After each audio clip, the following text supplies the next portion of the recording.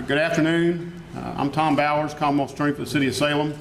First of all, I want to thank Penny Lloyd and the staff of the South County Library for hosting this very important event again.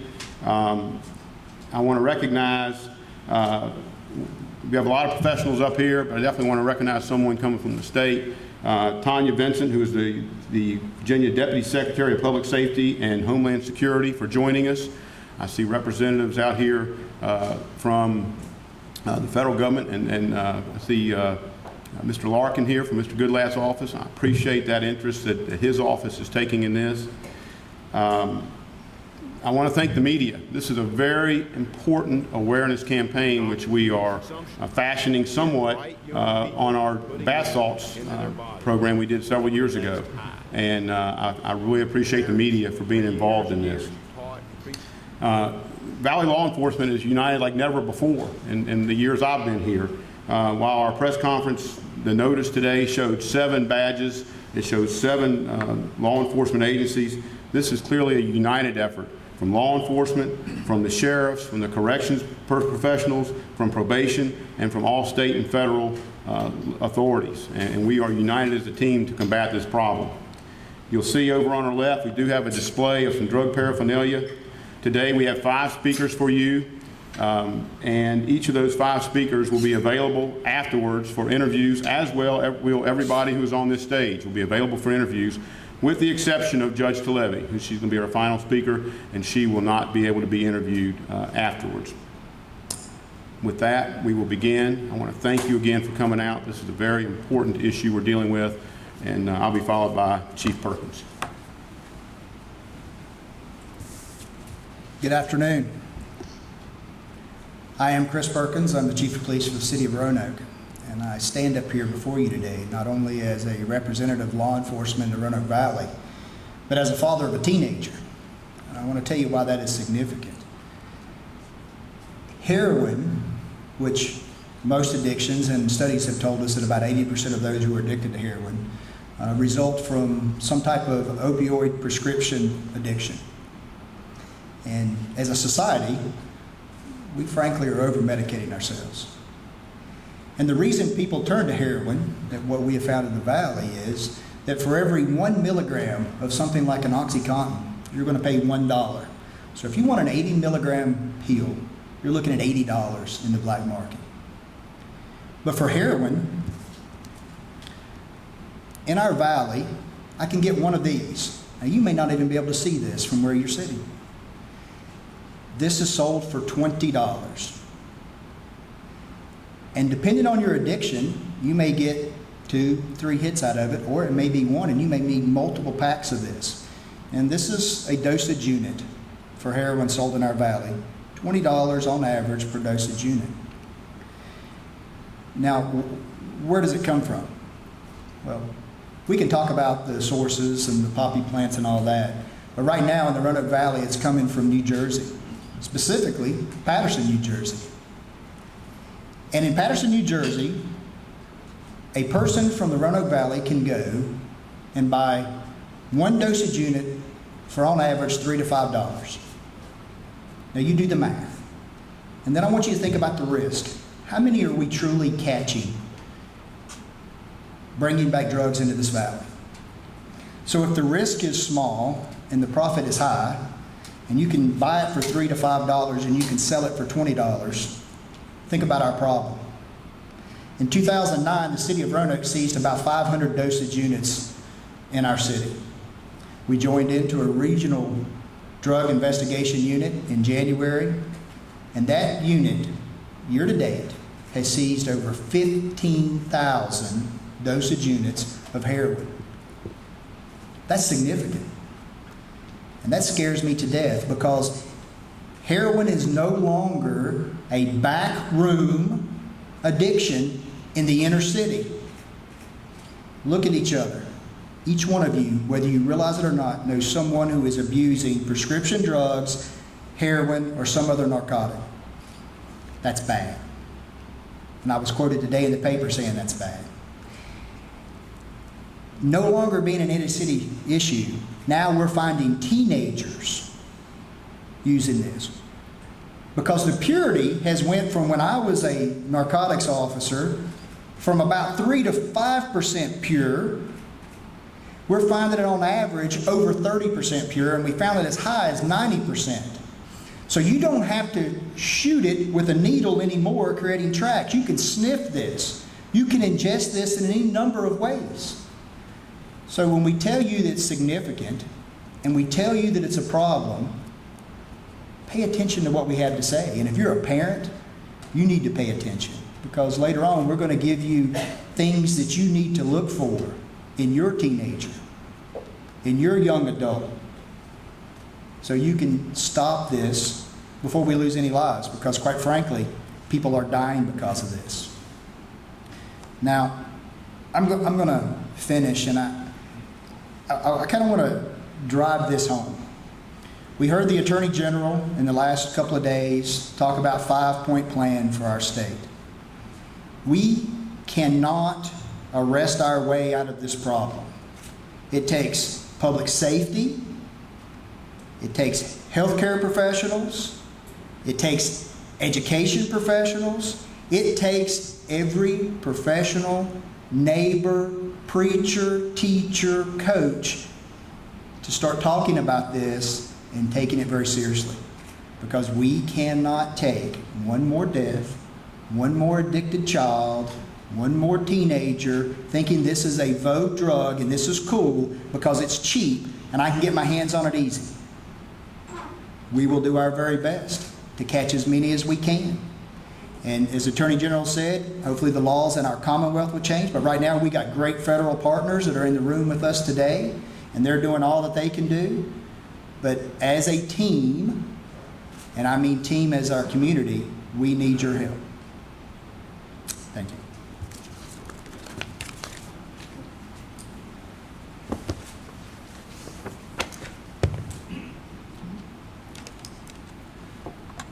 I'm Joel Branscomb. I'm the Commonwealth's attorney in Botetourt County. And I hope that people don't associate Botetourt County with heroin. In the past, I've been able to kind of separate myself from a lot of the crime that occurs in the city, being in a suburban and rural area.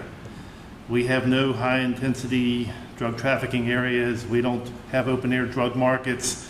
We don't have street dealing. We don't have much low-income housing. We've always had aggressive enforcement of drug laws, and as a result, over the last 2 years, about 40% of the indictments we take to the grand jury are for distribution of drugs. And in the past, that's mainly been prescription drugs. That's been the most popular, but we have seen in the last 12 months that is giving way to heroin. About a quarter of our indictments now have been heroin, and that is unheard of in our area. We, in the last 12 months, have made 20 hand-to-hand videotape buys by law enforcement from drug dealers. We have, in Cloverdale, stopped a vehicle with 200 bags of heroin in it, selling it in Botetourt County. On Interstate 81, we've caught people going through with 2,000 bags. But we're arresting local people now. We've got people from Buchanan going to New Jersey to pick up heroin and bring it back to Buchanan. So we even in Troutville have a confirmed heroin overdose. And I say this because I want to make the point that this is not an inner city problem. It's not a Roanoke problem. It is a regional problem, and it is affecting all the localities in the area. So we have to work regionally to deal with this. Now, as Chief Perkins said, and I've heard a number of times recently, we can't arrest our way out of this problem. But the reality is, if we catch you with heroin, you're going to get arrested. That's the tool that we have in law enforcement. And I was going to talk about some of the costs of doing business, because I think it's an important part of the solution, that people know that if you're caught with that little bag of heroin that the chief was holding up, and you're charged with possession of heroin, that's a felony. And you lose, if you get convicted, you lose some of your rights. You lose your operator's license, and you can lose up to 10 years of your life in the penitentiary. Now, if you're distributing heroin, those punishments go way up, and state laws are very tough. You're looking at 5 to 40 years and a $500,000 fine. But let's talk about what distribution is. You kind of tend to think of Al Pacino and you know, with all the cocaine around him. But the distributors that we see are the people that are out there trying to get their next fix. So they're selling a few bags of heroin here and there. And I hear that excuse so often. I was just selling this so I could get some more heroin. Guess what? That's distribution of heroin. That's 5 to 40 years. That's what we're talking about. I didn't make any money off of it. Don't care. It's distribution of heroin. I lost money on it. Still distribution of heroin, you face the same punishments. In the second offense in Virginia, you're looking at 5 to life. And the problem is with heroin is that people don't seem to stop. So you do get the second offenses. 3 years of that is mandatory time. Third offense, it goes up to 10 years to life. If you sell to somebody underage, you're looking at a minimum of 10 years. If you sell it on school property, you can add another 5 years to anything else. If you have a gun, add another 5 years to whatever sentence you got. And if you're bringing it into the Commonwealth, and we can prove that you brought it in here, you're going to face another 5 to 40 years, and part of that's mandatory. 3 years of that is mandatory. And of course, if we can connect a death to some heroin that you provided somebody, we can connect the dots. You can be charged with that murder. And certainly there are a number of federal laws that will come into play that can affect you. So the message is there is a high cost to doing this business. And I see it every day, and it's depressing, people throwing their lives away and going away for years into the penitentiary because they're using heroin. Not only that, you need to know that if we track it, if you bring it in a car, we're going to take your car. You forfeit your car if you use it for the distribution of heroin. If we track the money back to your house, you forfeit your house to the Commonwealth. Any property you use to further the distribution of heroin is going to be a cost of that doing business. So it's a good business not to get into. The intelligence that we get from the people that we arrest for distribution of heroin, for possession of heroin, and from the people that come in and are sentenced for those crimes is so often that they were using prescription drugs, and then they needed another source because they ran out of their source for prescription drugs and they turned to heroin. Heroin's highly addictive, and then they can't get enough.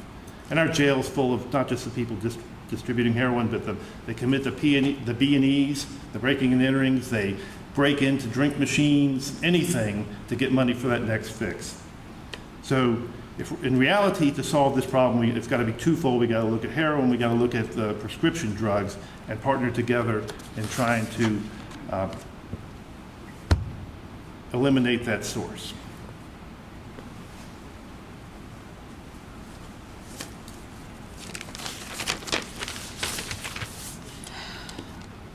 In Virginia, up until last year, more people died in car accidents than drug overdoses. We beat that last year. More people died of drug overdoses than in car accidents in this state. And unfortunately, in Southwest Virginia, heroin deaths have quadrupled since 2010.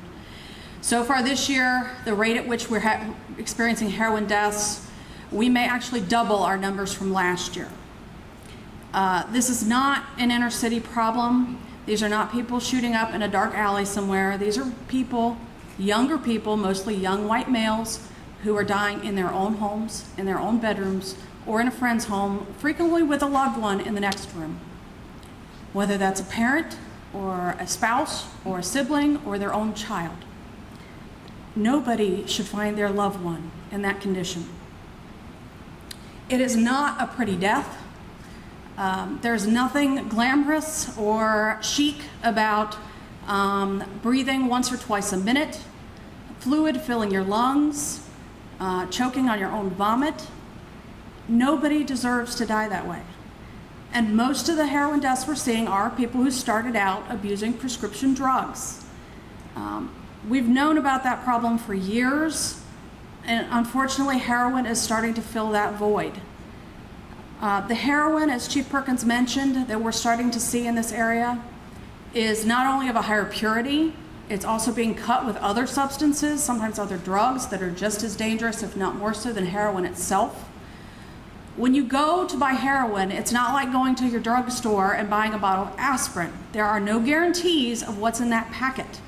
You are not buying it from somebody who cares about your well-being and wants you to survive. They want your money, and that is it. You have no idea what's in that packet. You can't guarantee how it's going to affect your body, no matter how it affects your friends. You don't know, just because your friend tried it and it worked just fine for them, the very same packet may be enough to kill you. Everybody has different tolerances and reacts to it a little differently. So there are no guarantees with heroin. It is not a safe game. It's like buying a used car from somebody and them telling you, I can't guarantee the brakes are going to work or that the steering is not going to fail on you, but get in the wheel and drive it. Won't that be fun? Unfortunately, parents in this area, this is a problem that starts in the teen years. The heroin deaths we're seeing are in younger people, mostly in their 20s or 30s. So they're starting with the prescription drugs in their teen and early 20 years. If you suspect something, say something. We have to stop sticking our heads in the sand and pretending it's a problem that's going to go away. This generation looks at heroin the same way that previous generations looked at marijuana or underage drinking, that it was no big deal and very rarely was it going to be a problem. It is a problem. This is not a simple drug, and people are dying from it more and more each week. Just since June, our numbers have doubled. I'm about the only person in the world you'll know who's going to try to put themselves out of a job. I'd be perfectly happy to never see another drug overdose in my life, but that's not the reality of the world we live in.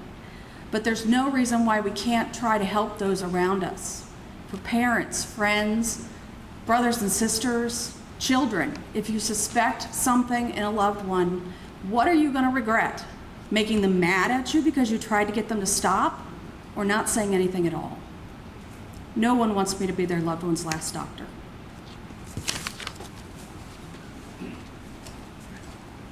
Good afternoon. My name is Minnie Deadly. What I do presently, I'm a mental health therapist in Roanoke Valley. But more importantly, and why I'm here today, is to talk about my life experiences as a recovering heroin addict. I was a heroin addict for 30 years. I was introduced to heroin in 1968. I was the type of person that did it because I thought it was cool. I wanted to be a part of the crowd, the in crowd. And in the beginning, heroin appears to be a drug that you can control the use of it. There's an illusion of control. You think you can use it and function, and nobody knows that you're high, nobody knows what you're going through. But it has an incremental effect. And what happens is the more you use it, the greater your tolerance builds, and the more you become dependent on it. And too late, you realize that you don't have control. You realize that it controls you. The last 15 years of my 30-year addiction was spent in what we call maintenance. Maintenance means that I was no longer getting high on the drug. I was using the drug to function. In order to get out of my bed and to go to work, I had to be high. To function at family outings, I had to be high. To interact with anybody, I had to be high. Because at that point in time, the heroin was in control. And even then, I thought I was a functional addict. I don't know what your visage or your image of a heroin addict is, but it meets all socioeconomic levels. It doesn't matter if a person lives in the suburbs, in the inner city, in rural areas. Heroin is a drug of convenience, and people use it now because it's cheaper than prescription pills. So heroin is readily available. When I started in 1968, the purity of heroin was maybe about 3% to 5%. Today it's up around, as Chief Perkins said, 40%, 50%, 60%. When I was using it, it was a closed circle of people who used heroin. We all knew who each other was.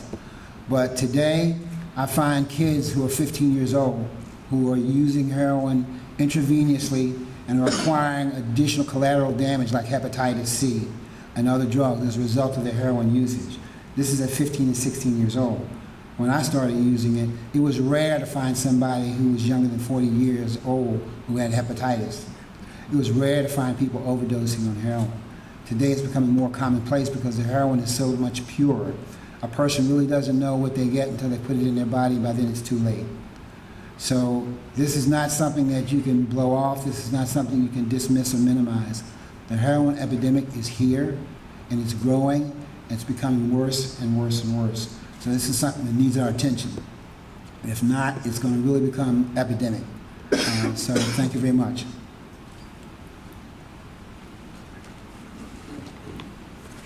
Good afternoon. My name is Jackie Levy, and I have been sitting as a judge in the courts in the Valley here for 18 years. And before that, I practiced law in the Valley for 13 years.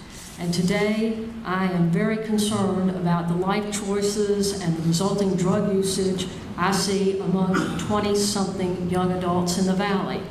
I'm referring specifically to heroin and opiate use. This is not an inner city issue. This is not an inner city issue. It is not limited to one racial group. It is not limited to one socioeconomic class. Increasingly, I am arraigning young people charged with possession of heroin who list their addresses as Roanoke County, City of Salem, and City of Roanoke. The profile of the young new heroin user is not the homeless bum you cross the street to avoid. The profile is changing. The profile of the new heroin user is the young, educated professional who may work beside you, live in your neighborhood, or even live in your home with you. Over the past 30 years, I have seen the devastating effects a heroin addiction creates. Broken lives, broken relationships, destroyed health, crime, and ultimately death. The addiction is an equal opportunity killer. Whether the addict is a celebrity or an ordinary person, young, old, rich, poor, female, male, it does not matter. Untreated, the result is predictable and the same: destruction and death. There are exceptions. And Minnie Deadly is a living exception. But you heard about his struggle to sobriety. It has not been easy for him. It has been difficult. It has been a life of constantly trying to feed the addiction and not enjoy life. Also, I think he would tell you that he continues to struggle daily with his sobriety. Parents, you may be asking yourselves, well, how does that young 20-something professional become addicted to heroin? Studies show that heroin users typically do not begin using heroin as their first drug. Marijuana and alcohol are typically the drugs of first choice for teenagers who are engaging in risky behavior, and you've heard that before. But most recently conducted studies show that high school age kids are not limiting themselves to alcohol and marijuana. These studies and the users of heroin disclose that they became addicted to heroin by taking and ingesting their parents' prescription opiate medication right from the medicine cabinet during their teenage years. Are you shocked and surprised? I hope so. But it is the reality of the day in which we live. Once addicted, a child may not use heroin if he has a continued unfettered source of the prescription medication. But as soon as the access to the prescription medication is cut off, he may leave home for college, or he may leave home to get a job and to set up his own apartment. Then heroin becomes the drug of choice. It is very available, as you've heard from Chief Perkins. It is cheaper than prescription drugs, as you've heard from Mr. Branscomb, and it can be purchased on the street very easily. And it does not require a prescription written by a medical doctor. If you're thinking to yourself, that's too bad for those other kids, but it will never happen to my child, think again. Statistics suggest you are wrong. 1 out of every 14 high school age kids in this valley, not Chicago, not New York, in this valley, have used heroin or some other opiate drug. These statistics are based on the information provided by the young people who are willing to admit the use. In my view, the use is probably greater because we don't have all the data. Parents, what can you do to protect your child from becoming an addict? Right now, today, educate and inform yourself about this issue. Learn as much as you can. Be engaged with your children. Spend time with your children. Talk with your children and listen to what they say. Talk about everyday things. You don't have to talk about world problems or world hunger. Talk about everyday things that they are interested in. Spend quality time with them. They need you. They want to be with you. If your child is hanging around a new peer group, ask questions. Try to learn something about the new interests, the new peers. Try to find something common to talk with them about. Don't be turned away by your child's less than enthusiastic response to your interest in his life. Persevere. Keep at it. Be that parent who is engaged and vigilant, informed, and unafraid to discuss difficult issues with your children. Keep your medications stored in places that are inaccessible to your child, such as a locked container, so that you will know if it has been tampered with. If you see a change in behavior, unexplained weight loss, irritability, social withdrawal, a drop in grades, or if you're missing pain medication, this may not be typical adolescent behavior. It could be signs of drug abuse. Do not ignore it and hope it will pass. If your child is addicted to opiate drugs and you do nothing, I can assure you two certain things will happen in your child's life: destruction and either arrest or death. What do you do if you suspect abuse? Reach out to others. Talk to your children's guidance counselors and teachers. Educate yourself about opiate and heroin addiction and use. Begin the conversation with your child to address this behavior. Your child will not initiate the conversation. He doesn't think he's in trouble. He thinks he's in control, but he is not. We can help you with the conversation. Contact any one or all of the resources that we have that we will provide for you on the screen. We are here to support and to guide you as you have that conversation. Is this difficult? You bet. Are you tired at the end of the workday and just want to relax? Of course you do. Want to avoid another unpleasant argument and the anguish that stems from that? Who doesn't? I know. I'm a parent too. But your duties as a parent and your love for your child must not retreat when the issues get tough. Your child doesn't need a buddy when he's in trouble.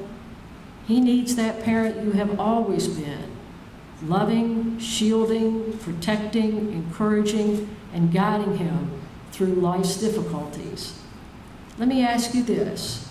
If your child was bleeding, would you ignore his cries and need for treatment simply because you're too tired or too busy, or it's just too tough, I don't want to deal with it now, or I just don't have time to drive him to the hospital? Of course you would not take that stance. Heroin and opiate addiction are as life-threatening as that open gash. But you see, it's much more dangerous because we cannot see the urgency and the need for treatment until it's too late. Don't ignore the warning signs that we've talked about. Don't be that heartbroken parent I see so often now in the courtroom who is sitting there watching his child being led from the courtroom back to the jail, charged with possession of heroin. And don't be that parent who is sitting in the medical examiner's office reviewing the cause of death certificate and other documents associated with your child's passing. Be that parent who is engaged, informed, aware, and unafraid to discuss these issues. Be the parent who is a problem solver, who seeks solutions. Your child's future depends on you stepping up to and not away from this life-threatening issue. Thank you.